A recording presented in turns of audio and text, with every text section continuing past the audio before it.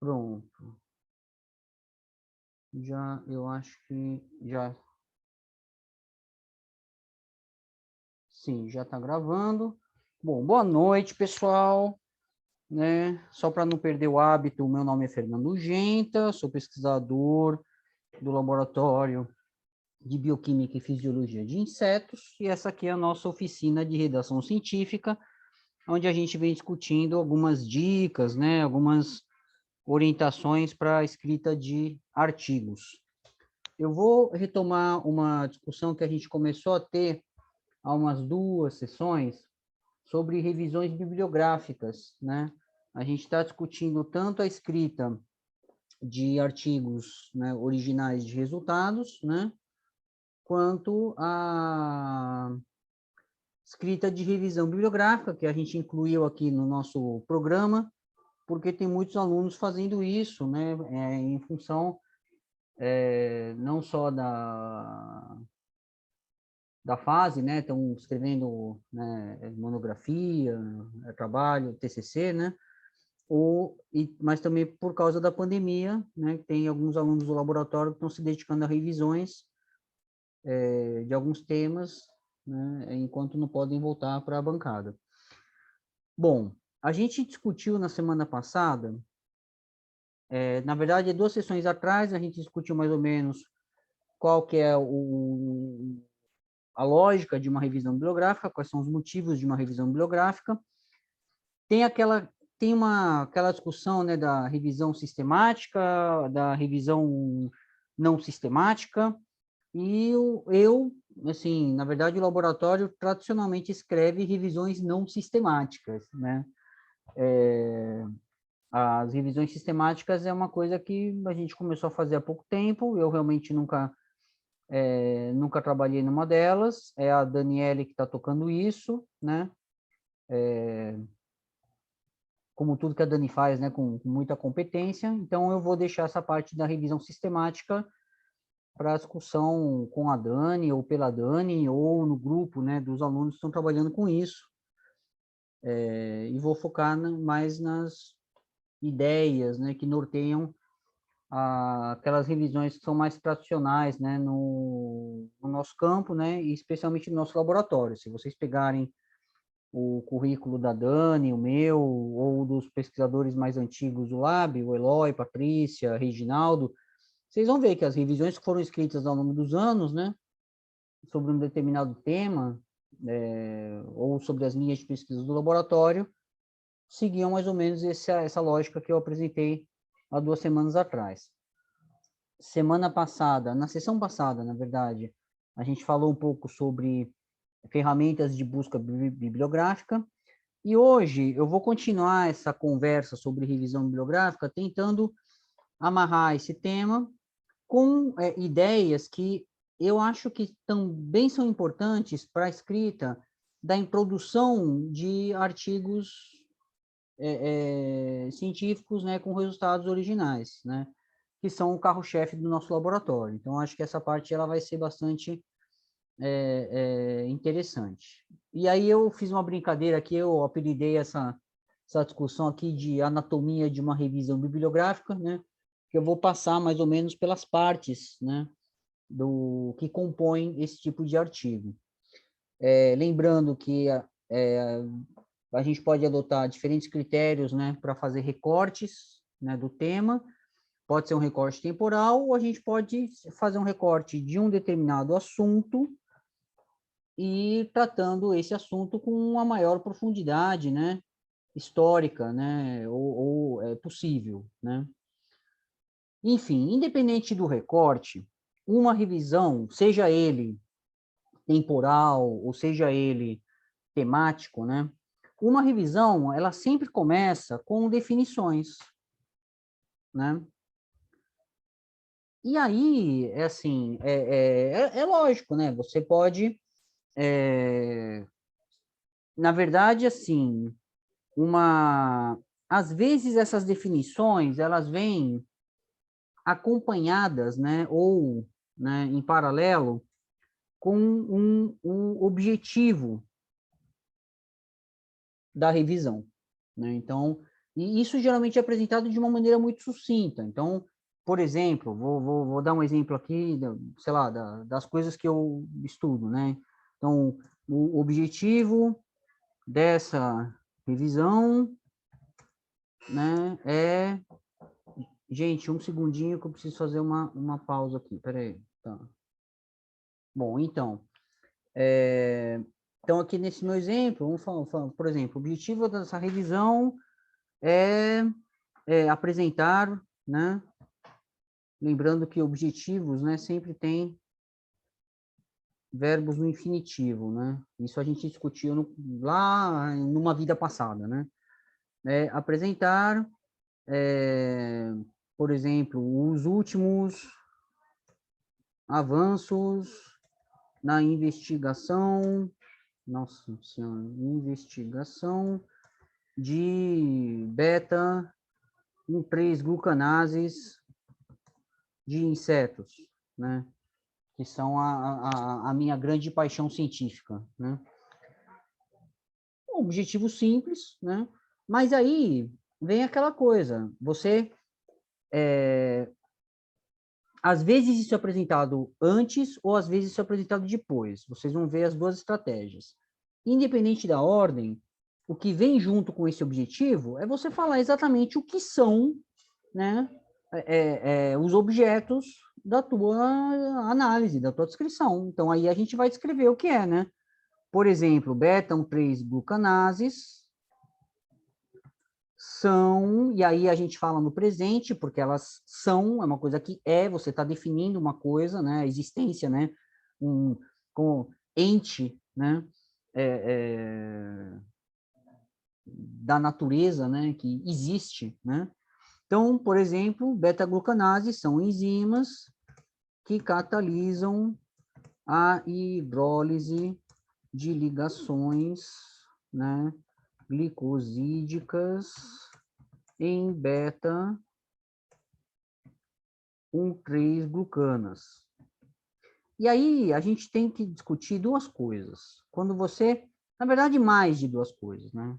Mas duas assim que são bastante claras para mim, mas eu já estou percebendo que tem coisas concatenadas. A primeira coisa é a seguinte: isso é um alerta para vocês quando vocês forem sentar para escrever, né?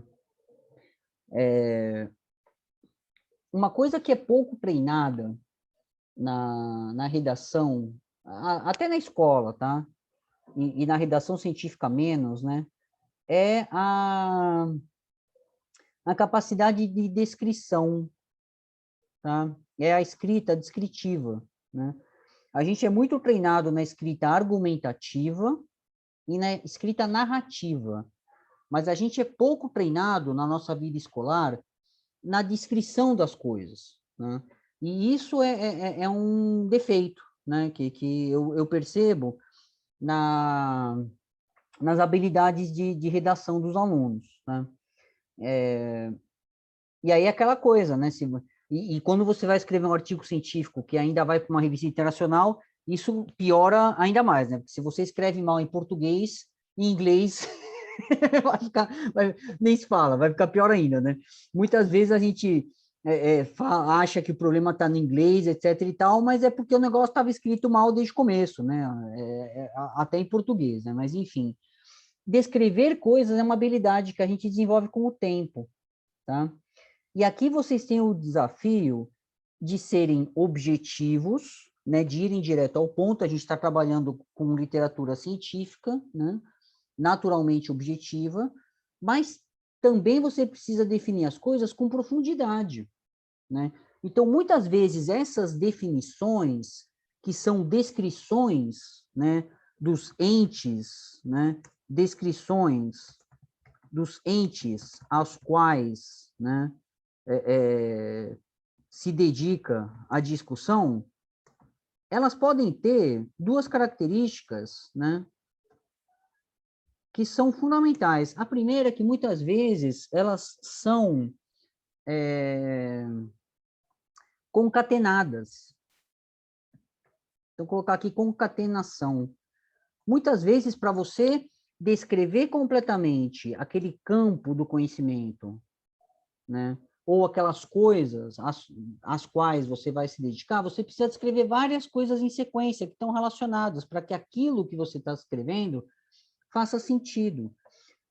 É muito difícil, às vezes, você ter clareza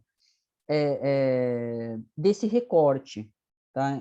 Isso é uma coisa que vocês vão desenvolver lendo outros artigos, conhecendo com mais profundidade o campo de investigação.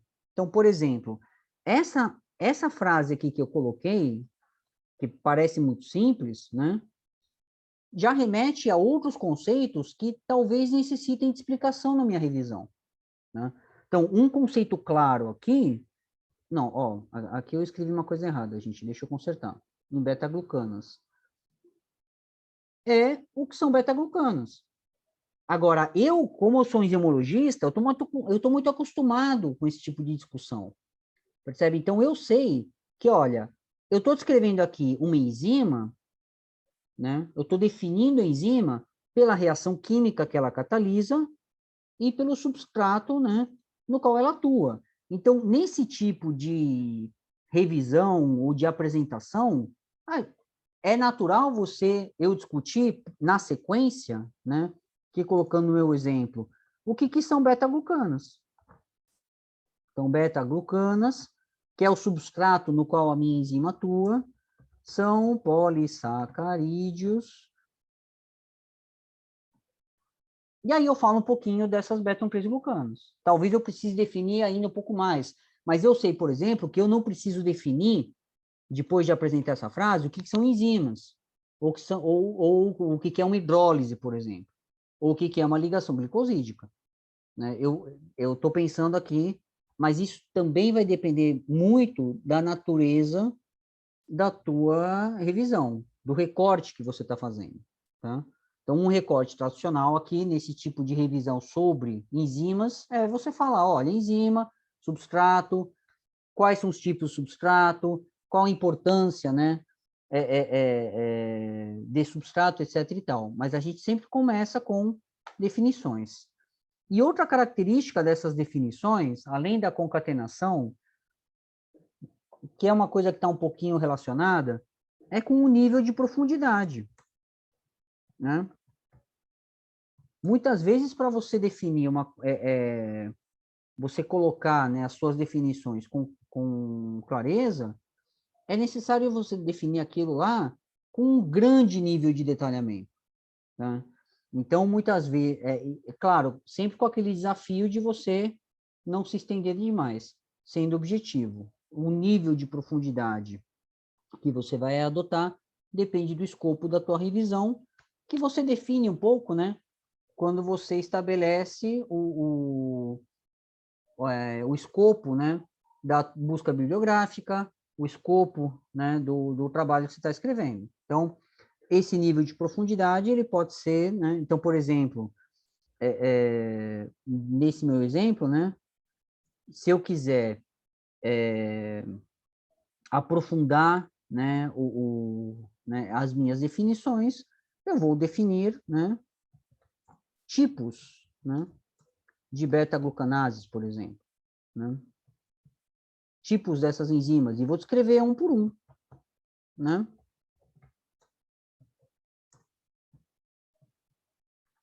Posso fazer isso também com as beta-3-glucanas, mas o começo de uma revisão sempre é além, né, dos objetivos, né, que pode ser um objetivo simples, mas é uma sequência de definições para você situar o leitor, para você colocar com clareza qual é o tema da sua revisão. Isso se aplica também à introdução de um artigo de resultados, né? Então, uma introdução, ela quase sempre começa com uma sequência de definições, costumam ser definições objetivas, com diferentes, né, níveis de profundidade e, às vezes, né, interconexões.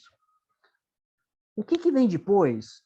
Gente, se alguém tiver alguma dúvida, me interrompe, tá? Por favor. Tá bom?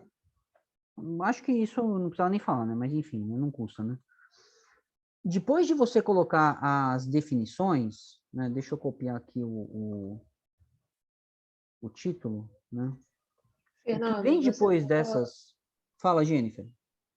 Não, é só para ficar claro para mim, essas descrições, dessas definições que você está falando, são introdução, né? Não é para botar no objetivo. Isso é na introdução. A questão dos objetivos, isso é uma coisa assim,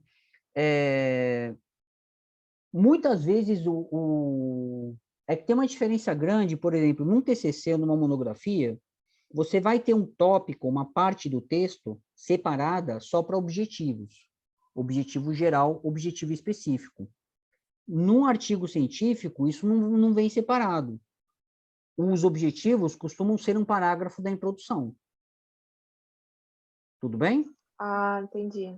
Tá. Fechou? Fechou. Tá bom. Eu não vejo vocês, então, se vocês não falarem, eu vou ficar completamente, Não, e né? às vezes eu tô falando aqui e esqueço que o microfone tá fechado. Ah, olha só. Bom, enfim.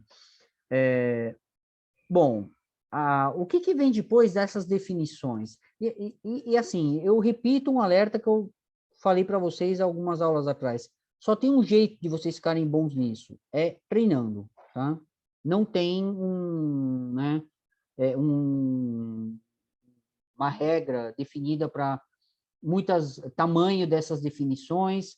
O meu conselho é que, assim, se vocês têm dificuldade nesse tipo de produção textual, eu já, né, chamei a atenção para o fato de que a gente tem muito pouco treinamento nesse tipo de texto, não sei porquê, tá?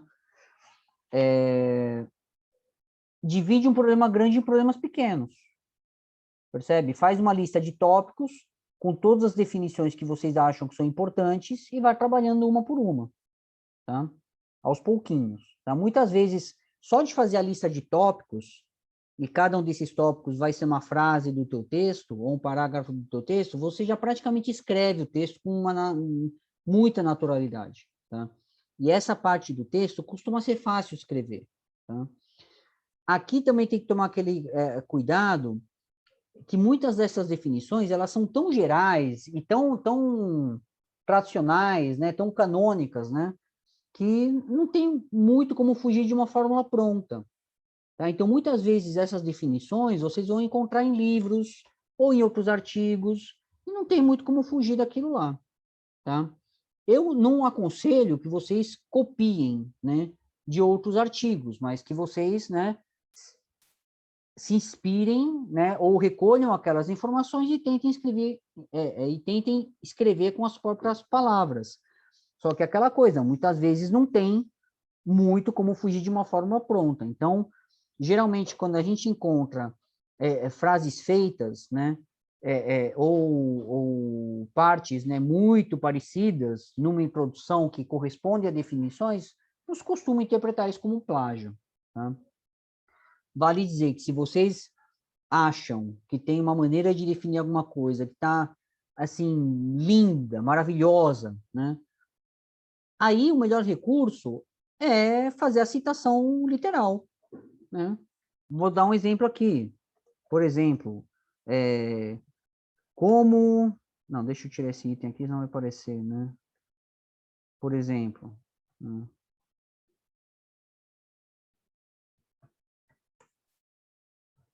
Vou colocar aqui um exemplo.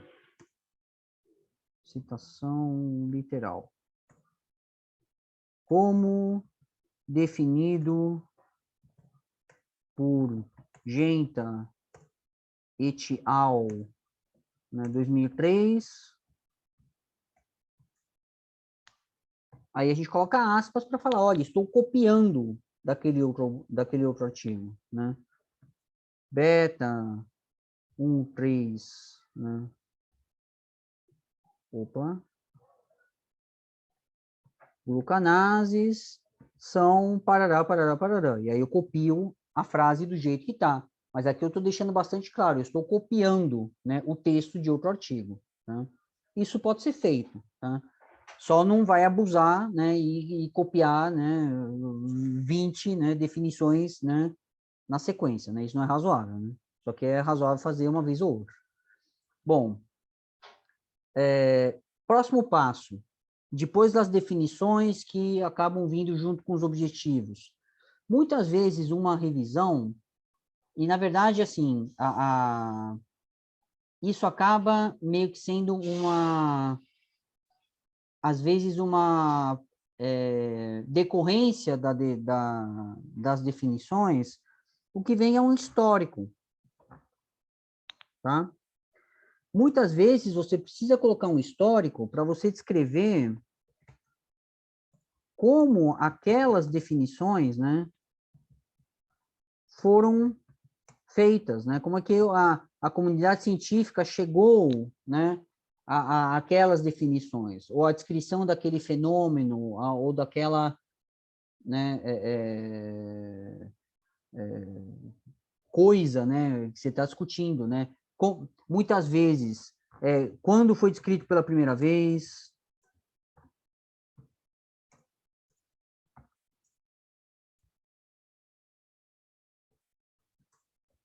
ou, por exemplo, quando foram realizados os primeiros estudos, ou, muitas vezes, quando é que, depois daqueles primeiros estudos, quando é que alguém na comunidade científica, ou quando um grupo de pesquisadores na comunidade científica chegou, né, àquela definição. Alguém definiu aquele fenômeno. Aquela definição que você está apresentando. Tá? Isso aí é muito importante, por dois motivos. Primeiro, quando você faz isso, não só a tua... você, né, obviamente, se você se der o trabalho de resgatar o histórico, né, daquela definição, daquele tema, você vai ter um conhecimento muito mais profundo, né, sobre o assunto. Mas, além disso, a tua revisão vai ficar mais interessante, né? A pessoa que está lendo vai se interessar mais pelo assunto. Tá? História sempre engrandece qualquer tipo de texto científico. Tá? Então, no caso de beta-1,3-glucanases de insetos, eu colocaria que beta-1,3-glucanases de insetos foram inicialmente descritas na década de 1960, através de estudos, e aí você descreve um pouquinho, né, o tipo de descrição, né, por exemplo, em diferentes ordens de insetos, por exemplo, né, e aí eu posso detalhar um pouquinho, né, como, né, essas enzimas foram descobertas, com que objetivo, qual foi o tipo, né, de resultado, tá? É lógico que aí a profundidade do histórico, né, ou quais são os temas, né, as definições que você vai escolher para fazer o histórico, depende muito do caminho que você vai seguir. Por exemplo, eu coloquei no meu slide anterior algumas definições, né? Por exemplo, aqui, né? Beta-1,3-glucanases, aí depois eu falei de beta-1,3-glucanas. Eu estou pensando numa revisão de beta-1,3-glucanases de insetos. Então, assim, eu vou fazer um histórico de todas as beta-1,3-glucanases, de todos os organismos, ou de todas as enzimas, ou vou fazer um histórico dos estudos sobre beta-1,3-glucanas. Depende. Depende de que caminho você quer seguir. Tá? Nesse contexto aqui, pelo menos pensando no tipo de artigo que eu venho publicando na minha carreira, ou o tipo de revisão que eu gostaria de fazer do tema, eu focaria meu histórico só nas enzimas de insetos. Não vou falar de enzimas de plantas, fungos, né, ou bactérias, né, porque não são do meu interesse. Tá? Bom, depois de fazer o histórico, né, o que costuma vir na sequência, junto?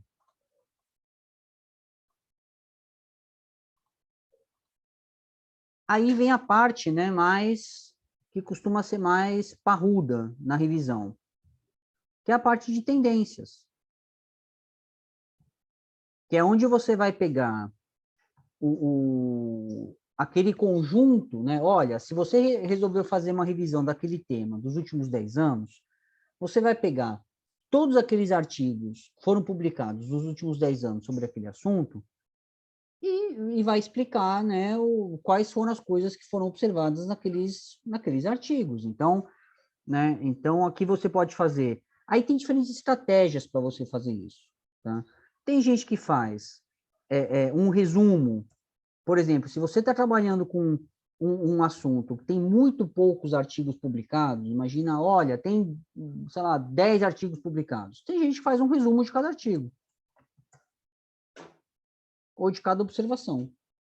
Aí cada um desses artigos vai ser uma frase, um parágrafo. Você fala, olha, fulano de tal descreveu essa enzima fazendo tal coisa e chegou a determinada conclusão. Né? Então, isso geralmente é feito quando você tem, né,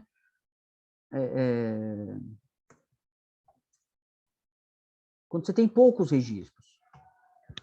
Outra estratégia é você agrupar, né? É você descrever os artigos, né, ou os relatos, né, em grupos. Né, você fala, olha, uma série de pesquisadores, aí você descreve as referências, fala, olha, fulano, ciclano, beltrano, né, ou então, né, você né,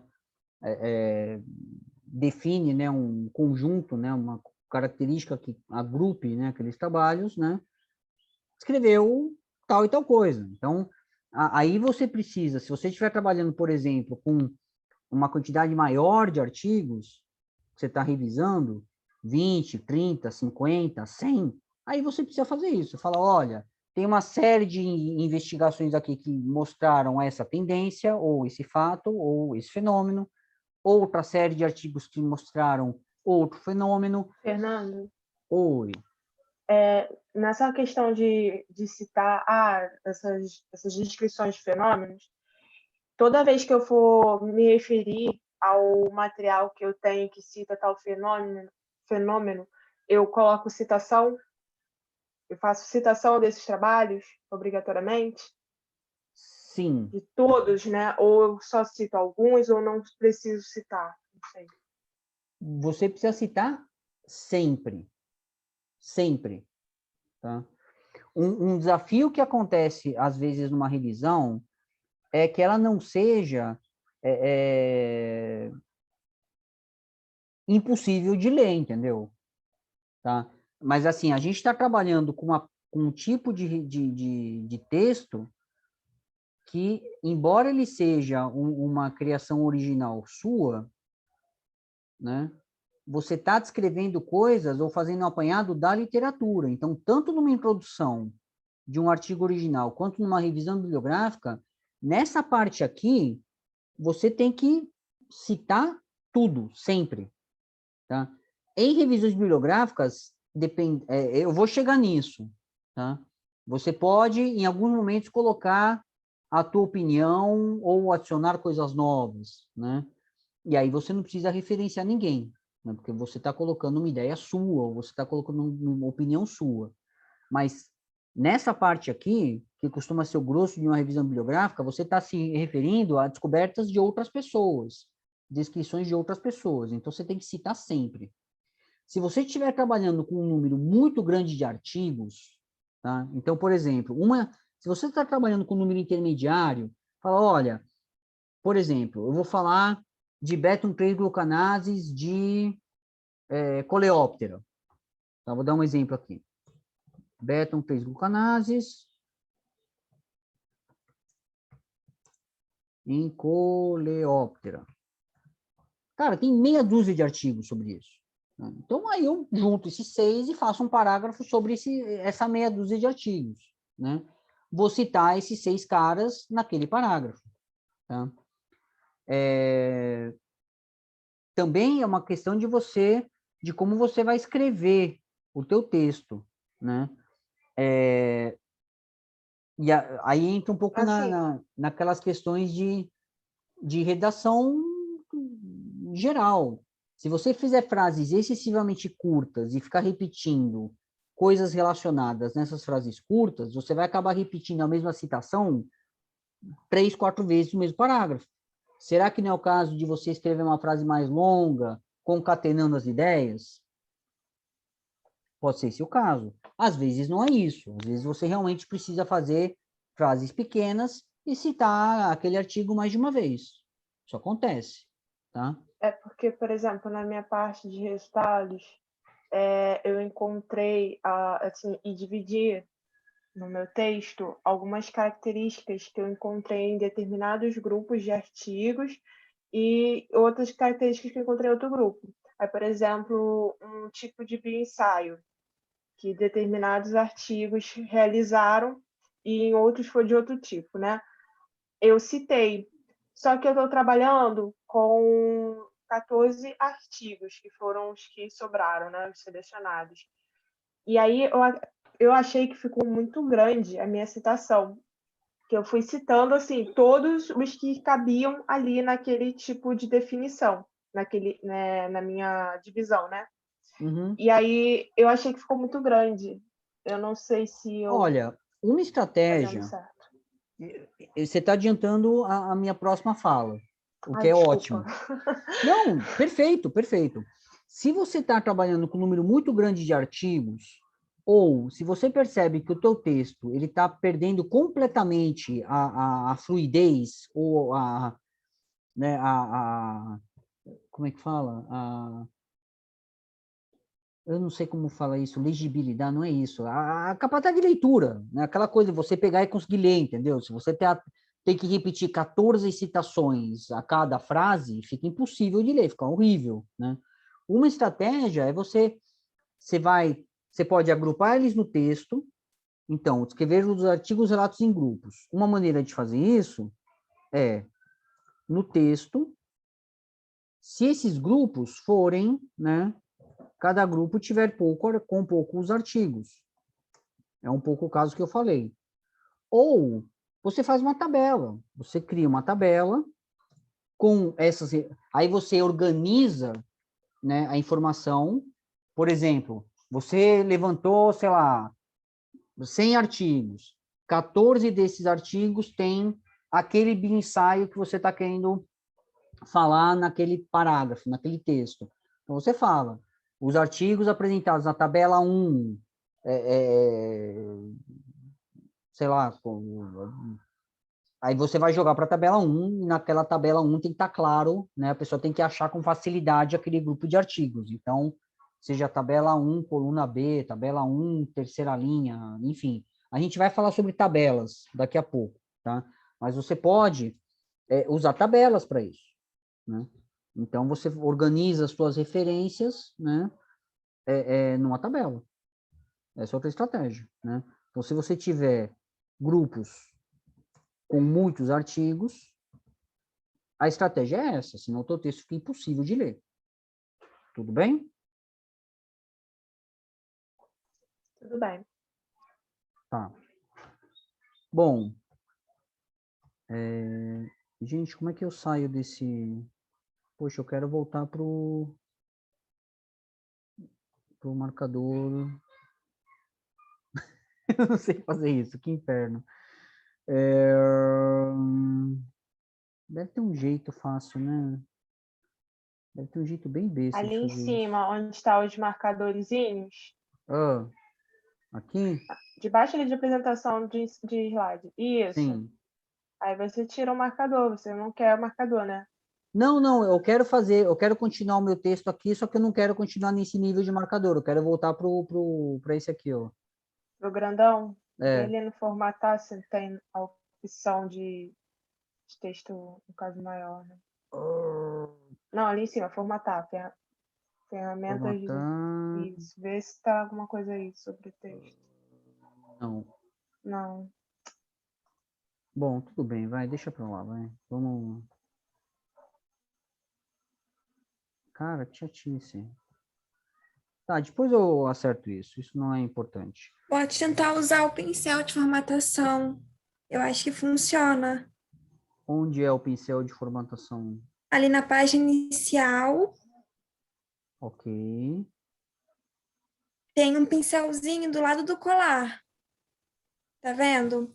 Você escreve o que quiser, seleciona a configuração que você quer, além de escrever os artigos, relatos, Uhum. e Tá, então eu coloca escrevo nessa alguma coisa linha. aqui e aí eu... Isso. Aí você não, aí pega o pincel sem marcar nada. Tá, e aí? Agora, agora pega a formatação que quer, que é a formatação de cima. É complicado Gente, explicar assim. eu não sei fazer isso não. Tá, tudo bem, deixa pra lá, vai. Tudo bem, depois eu tento fazer isso de outro jeito. Ou aprendo a usar o pincel de formatação, tá? Cara, deve ter um jeito muito tosco de fazer isso, mas enfim. Não. Bom,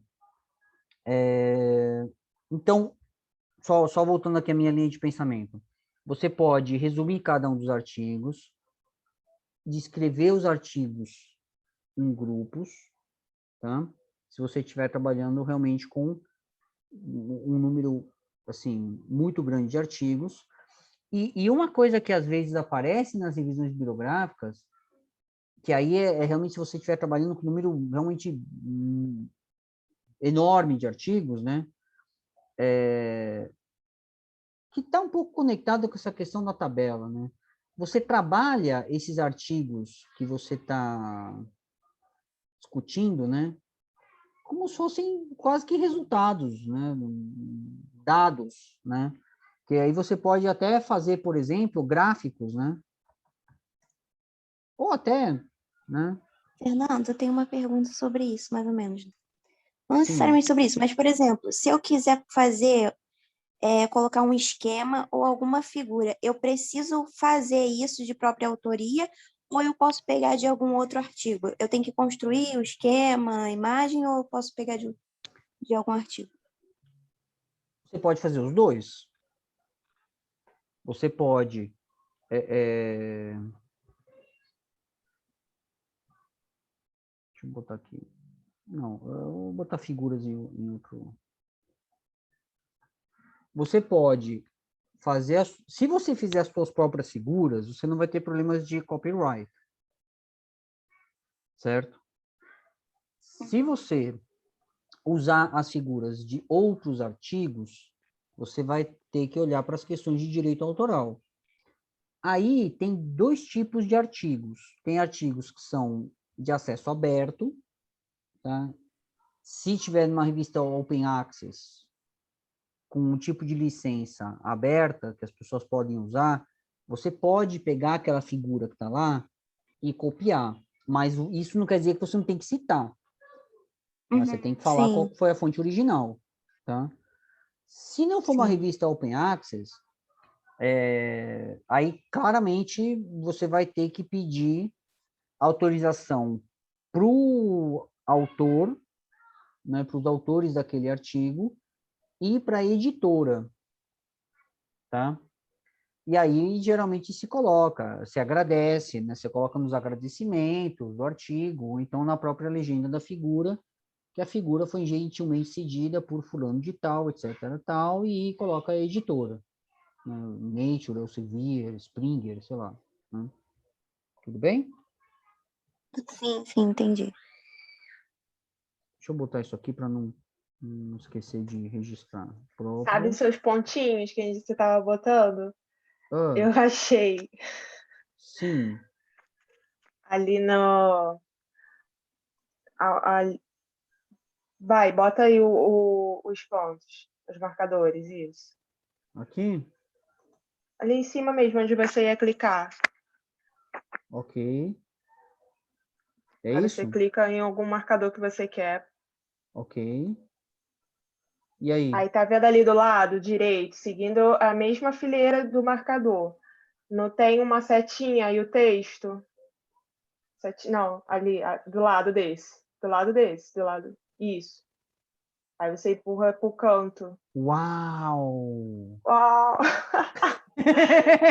Quem estiver assistindo deve achar, nossa, gente, o pessoal não sabe usar. Muito bom. Ó, e provavelmente essa vai ser a informação mais útil dessa aula, né? Tô brincando, né? Mas, enfim, outra maneira de você agrupar tendências ou apresentar conceitos, né, relatar, né, fatos, né, da literatura, quando você tem um grande número de artigos, é você apelar para gráficos, né, ou tabelas. Então, você agrupa aquela centena de referências que você trabalhou, né, numa tabela, ou coloca até num gráfico. Fala, olha, tem... E isso tem ficado mais frequente com o advento das ferramentas de busca bibliográfica automatizadas. Então, às vezes a gente coloca numa revisão o número de artigos sobre um determinado tema ao longo dos anos, para mostrar que, olha, esse campo aqui ele está em expansão, né? Ou então, olha, descrições sobre, sei lá, beta-1,3-glucanases de insetos, elas aumentaram muito na década de 90, dispararam nos anos 2000 e estacionaram em 2010. E aí você pode discutir por que isso aconteceu, quais foram as razões, né? Ou qual é o tipo de descoberta, né, que está associado àquele crescimento daquele campo do conhecimento. Tá? Então, isso aqui é um tipo de gráfico que é utilizado, né, para... Deixa eu ver se eu consigo aqui. Cara, assim, genial. Jennifer, adorei a tua... Ó, ganhou pontos aqui, viu? A gente pode colocar aqui apontando, né, tendências, né, gráficos com tendências, né, sintométricas, olha que termo chique, né, número de artigos ao longo dos anos, referências, índice de impacto, coisas assim, né, informações que a gente obtém a partir das bases de dados. Ou, né, tabelas, né, que aí você já cria, na verdade, essas divisões ou descrições conceituais na tabela, você coloca essa informação na tabela, e no teu texto você vai referenciar para a tabela, você fala, olha, as principais tendências do campo estão apresentadas na tabela 1, por exemplo. E aí, na tabela 1 tem lá os conceitos. E aí você, como você já colocou os conceitos na tabela e já colocou as referências na tabela, no teu texto ou na continuação do teu texto, você pode fazer considerações mais amplas ou mais gerais, ou que conectem, né, esses conceitos entre si. Você não precisa ficar descrevendo, né, os fatos, né, todos que estão naqueles artigos. Tudo bem? Ô, Fernando, tenho duas dúvidas. Sim. Uma vez eu ouvi que, por exemplo, tabela, ela seria uma descrição, né, de uma tabela em si, né, que você tem, só que incompleta. Quando você faz o recorte de uma tabela, mas ela não está fechada. O quadro seria como se fosse uma tabela, só que fechado. Você não vai incluir mais nenhuma informação, ou você não deixou de incluir ali naquela figura ali alguma informação. Isso confere? Cara, eu não entendi o que você falou.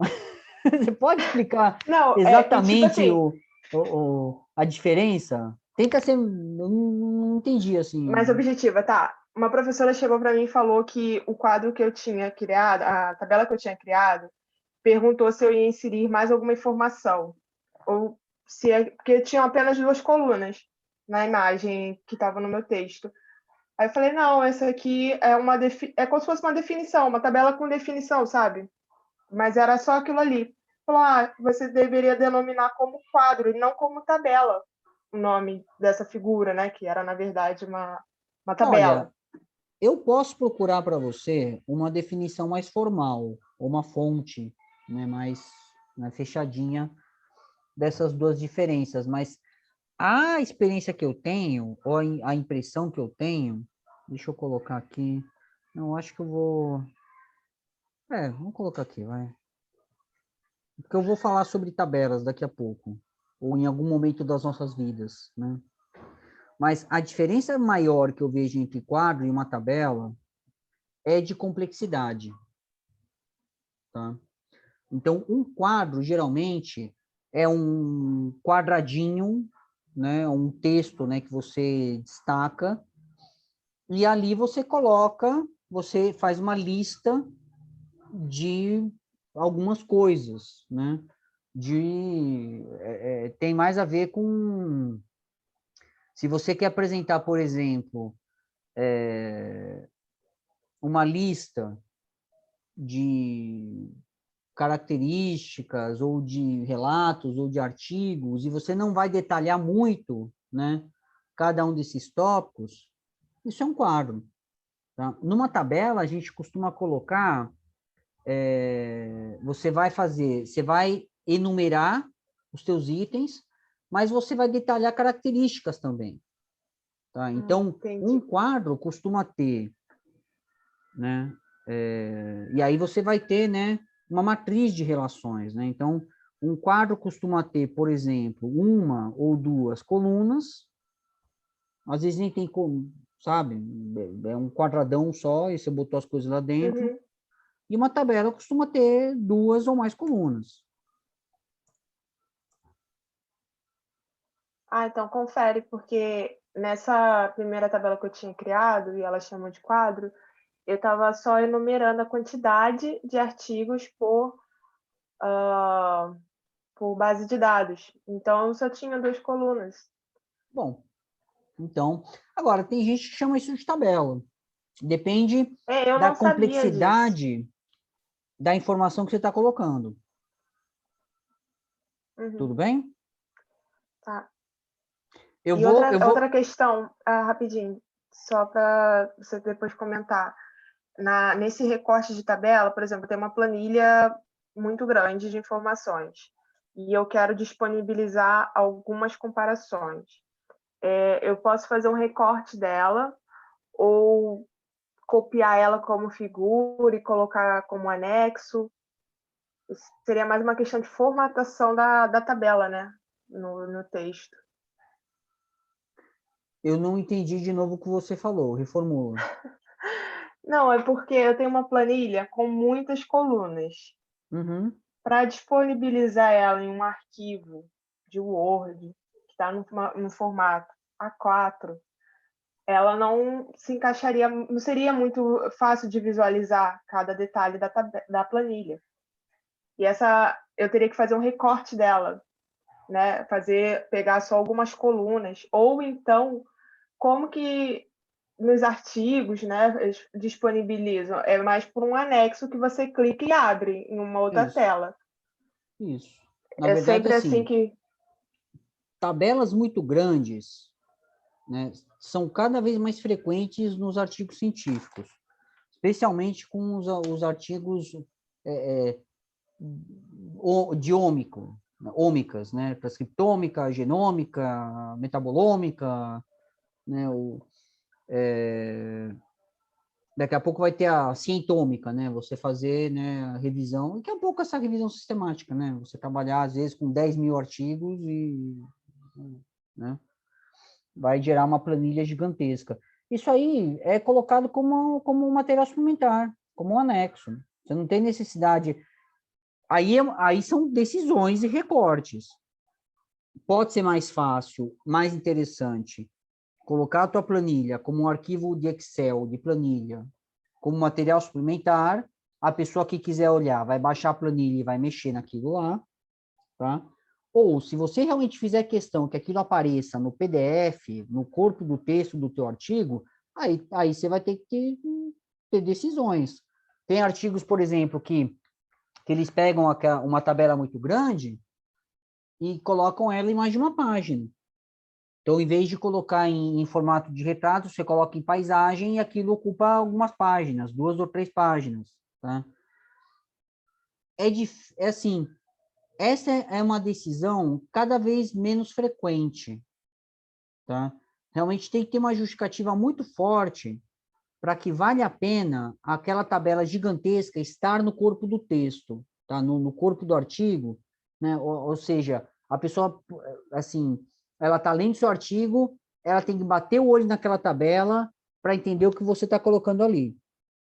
Porque se for uma tabela só para você consultar dados, aí é melhor colocar como material suplementar, se ela for uma tabela muito grande. Você compreende? Eu respondi? Sim. Ótimo. Tá bom. Essa questão de quadro e tabela é assim, é uma discussão que ela vai acontecer mais nesse contexto de revisão. Quando a gente for falar de artigos de dados, vocês vão perceber que, cara, quadro é uma coisa raríssima no nosso meio.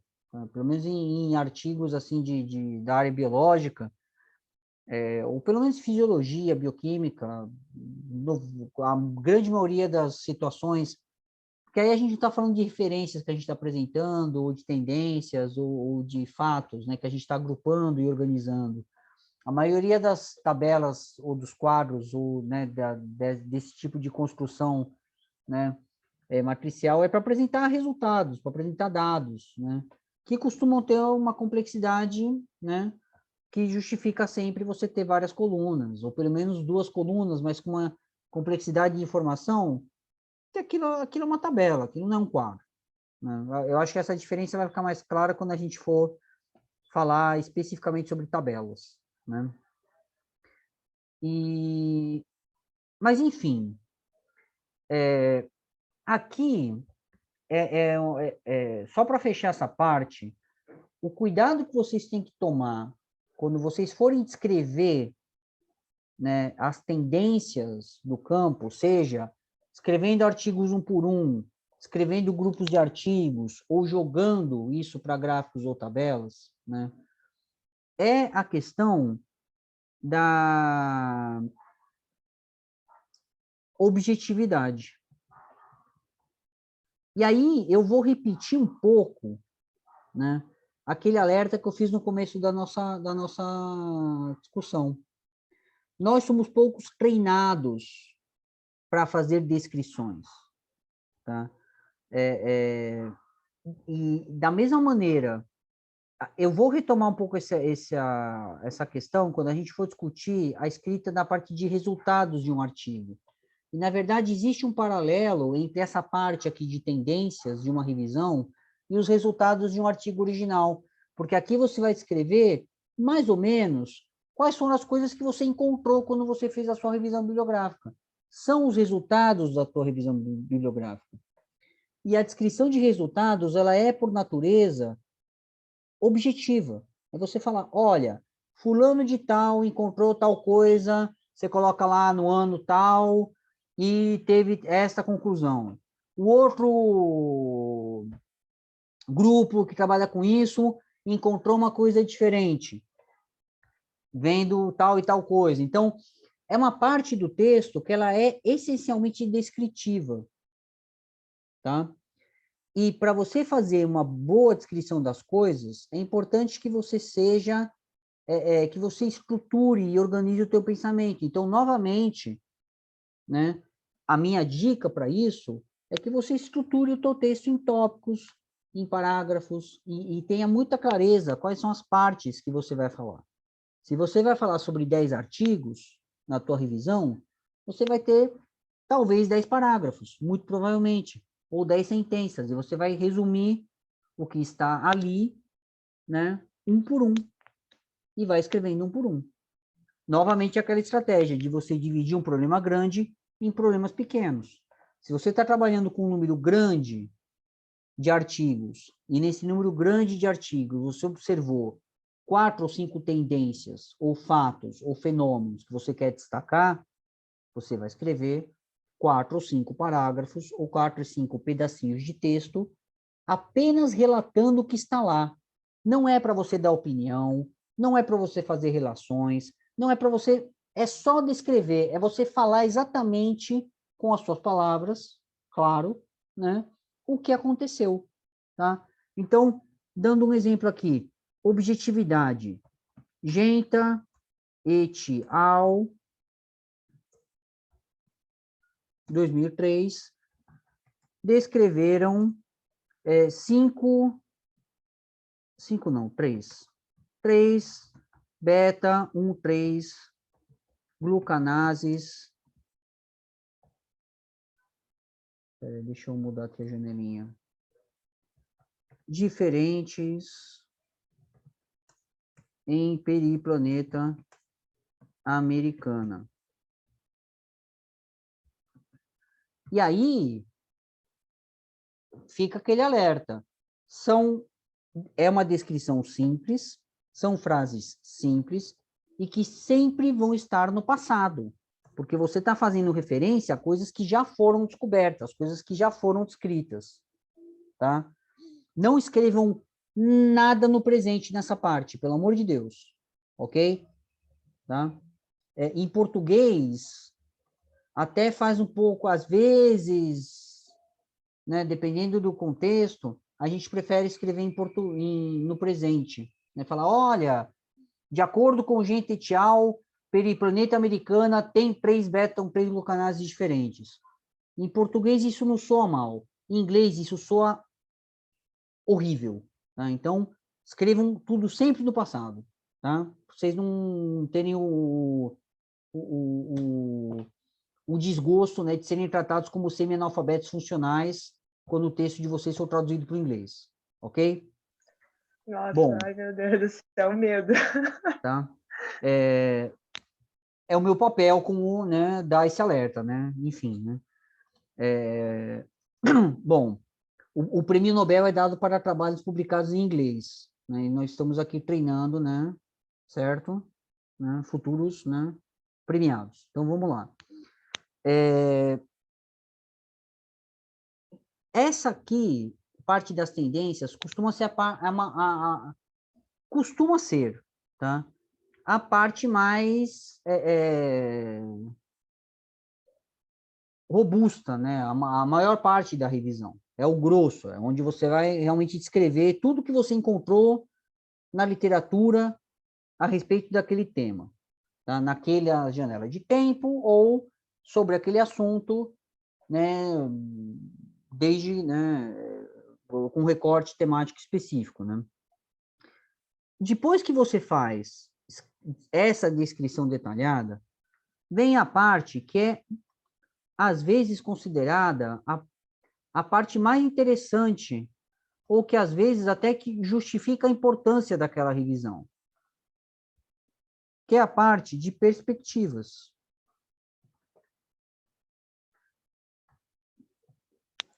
E aqui você pode, né, colocar hipóteses, falar, olha, todos esses dados aqui que foram obtidos nessas enzimas, desses insetos, estou falando de beta-glucanases, né, por exemplo, né, sugerem, né, por exemplo, né, os dados obtidos até o momento sugerem que beta-1,3 glucanases são fundamentais, são enzimas fundamentais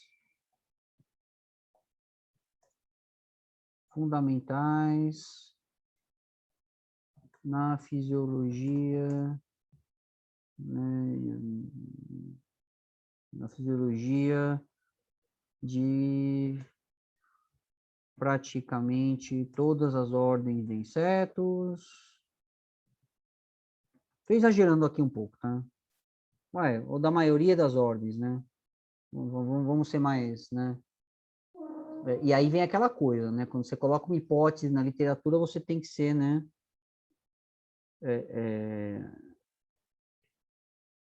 Conservador, né?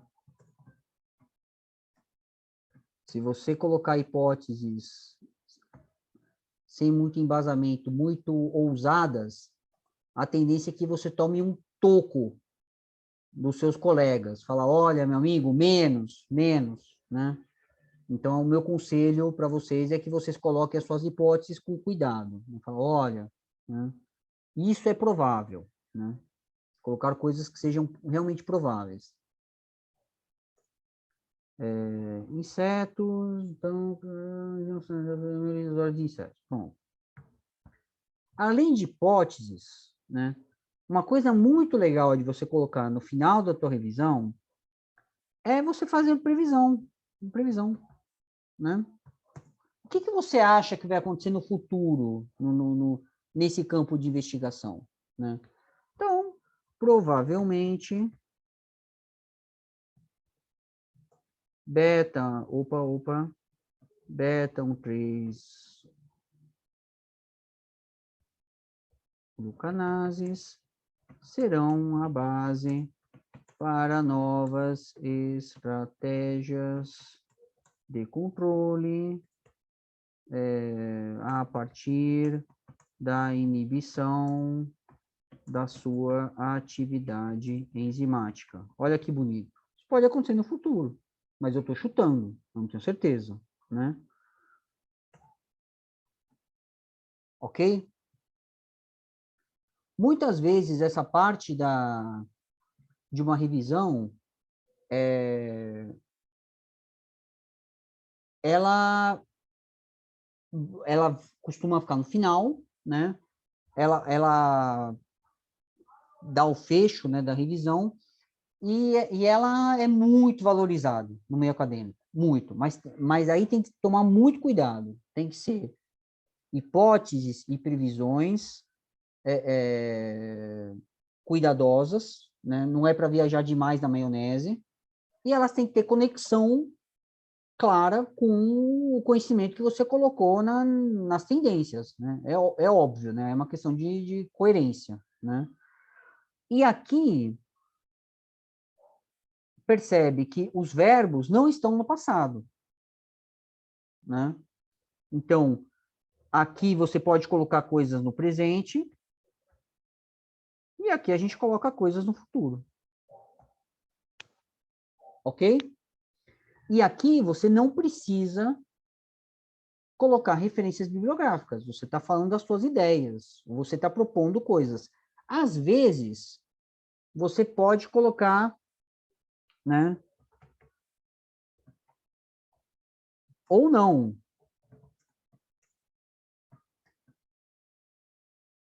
Se você estiver colocando uma tendência, uma hipótese, que já foi colocada por outra pessoa, aí você tem que colocar, né? Olha, fulano de tal já sugeriu isso, eu estou reforçando essa previsão. Acho que, da mesma maneira que fulano de tal, eu também acho que beta-glucanases serão, né,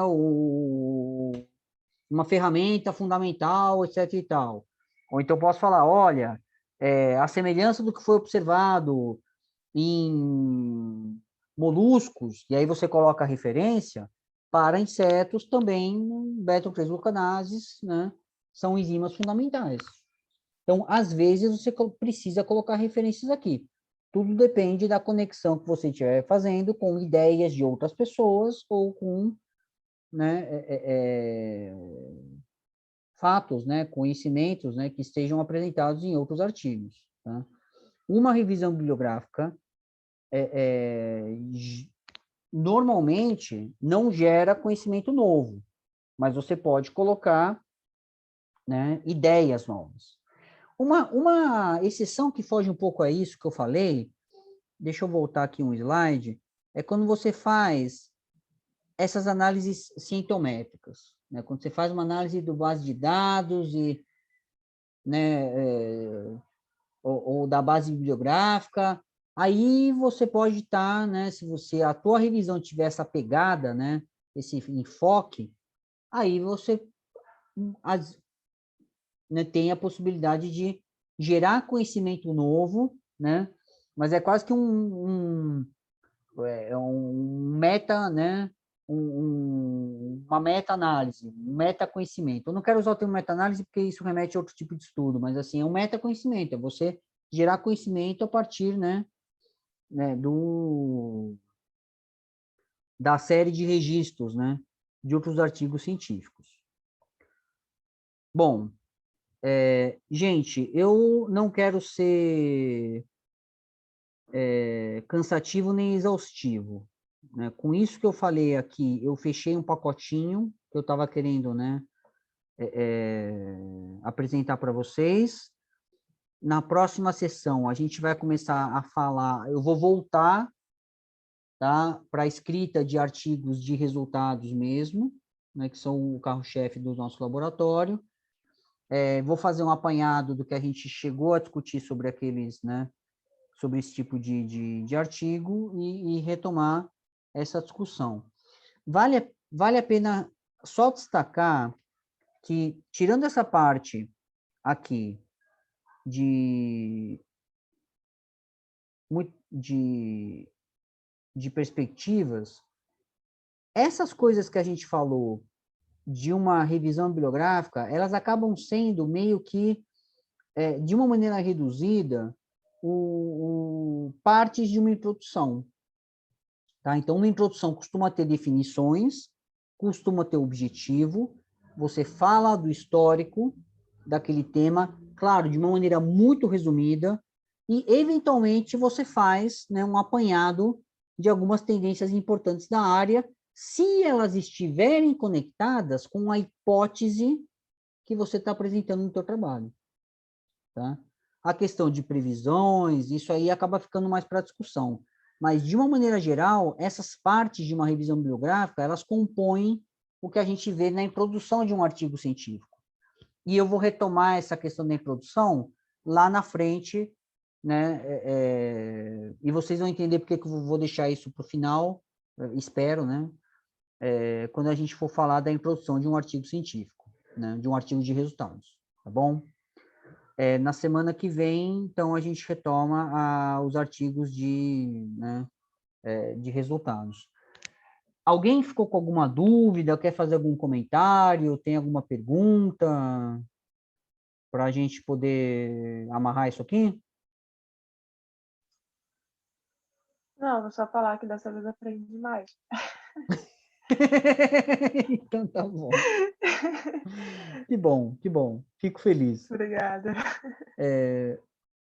Bom, eu acho que se ninguém tiver nenhuma pergunta, eu vou então parar de gravar. Deixa eu interromper aqui, peraí, como é que é? Aqui. Bom, então é isso. Então fechamos aqui.